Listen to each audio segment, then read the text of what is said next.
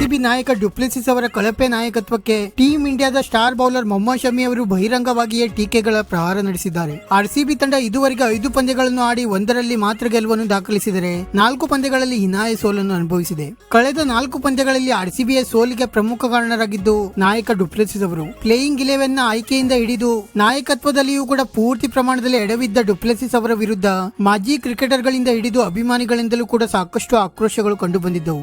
ಆದರೆ ಈಗ ಟೀಮ್ ಇಂಡಿಯಾದ ಸ್ಟಾರ್ ಬೌಲರ್ ಮೊಹಮ್ಮದ್ ಶಮಿ ಅವರು ಡುಪ್ಲೆಸಿಸ್ ಅವರ ಕಳಪೆ ನಾಯಕತ್ವಕ್ಕೆ ಅಕ್ಷರಶಃ ಟೀಕಾ ಪ್ರಹಾರವನ್ನೇ ನಡೆಸಿದ್ದಾರೆ. ಆರ್ಸಿಬಿ ಸೋಲಲು ಪ್ರಮುಖ ಕಾರಣ ಡುಪ್ಲೆಸಿಸ್ ಅವರು. ಡುಪ್ಲೆಸಿಸ್ ಅವರ ಕಳಪೆ ನಾಯಕತ್ವದಿಂದಲೇ ಆರ್ಸಿಬಿ ತುಂಬಾ ಹೀನಾಯವಾಗಿ ಸೋಲನ್ನು ಅನುಭವಿಸುತ್ತಿದೆ.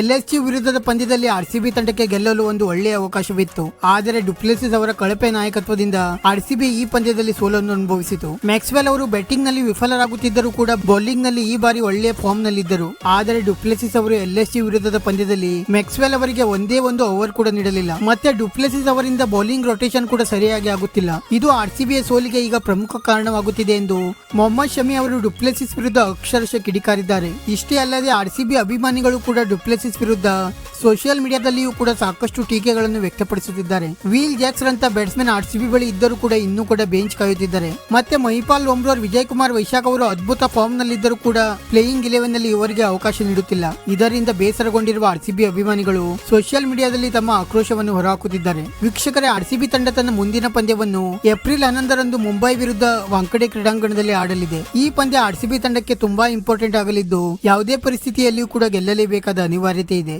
ಆದರೆ ಈ ಪಂದ್ಯದಲ್ಲಾದರೂ ಕೂಡ ಆರ್ಸಿಬಿ ಮ್ಯಾನೇಜ್ಮೆಂಟ್ ವೀಲ್ ಜಾಕ್ಸ್ ಮತ್ತೆ ವಿಜಯ್ ಕುಮಾರ್ ವೈಶಾಖ್ ಅವರಿಗೆ ಪ್ಲೇಯಿಂಗ್ 11 ನಲ್ಲಿ ಅವಕಾಶ ನೀಡುತ್ತಾ ಎಂದು ಕಾದು ನೋಡಬೇಕಾಗಿದೆ. ವಿಡಿಯೋ ಇಷ್ಟ ಆಗಿದ್ದರೆ ಲೈಕ್ ಮಾಡಿ ಮತ್ತೆ ಚಾನೆಲ್ ಅನ್ನು ಸಬ್ಸ್ಕ್ರೈಬ್ ಮಾಡಲು ಮರೆಯಬೇಡಿ.